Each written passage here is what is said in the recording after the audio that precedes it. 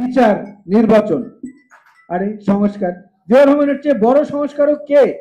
বিএনপির চেয়ে বড় সংস্কারের দলটা কে? আমরা তো দেখি না আমাদের এত বছরের জীবনে। জিয়াউর রহমান সাহেব প্রথম সংস্কার শুরু করেছিলেন জাতিসংঘে ফারাক্কা সমস্যার অমীমাংসিত ইস্যু তুলে নিয়ে। তিনি প্রথম সাহস দেখিয়েছেন যে আন্তর্জাতিক নদী কমিশনের নিয়ম অনুযায়ী গঙ্গার পানির ন্যায্য হিস্সা আমরা কেন পাবো না।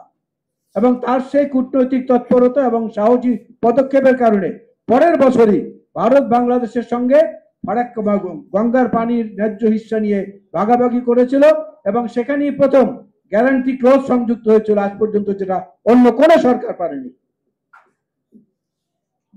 এই গ্যারান্টি ক্লজের কারণে আমরা যখন আমাদের যথাযথ ন্যায্য পানির হিস্সা পেয়েছিলাম, দ্যাট ইজ দ্য রিফরমেশন। এর চেয়ে বড় সংস্কার উদাহরণ আর কি দেখবেন?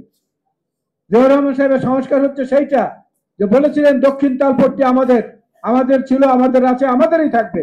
এর চেয়ে বড় সংস্কার কোন বুকের পাটাওয়ালা নেতাকে এই দেশে আমরা দেখেছি?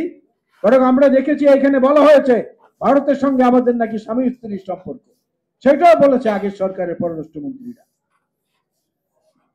জিয়াউর রহমান সাহেব প্রথম দেখিয়েছেন এই দেশে যে আধুনিক প্রযুক্তির সঙ্গে সঙ্গে নিজেদের সম্পদকে, প্রাকৃতিক সম্পদকে কাজে লাগিয়ে কৃষি উৎপাদন কিভাবে বাড়ানো যায়।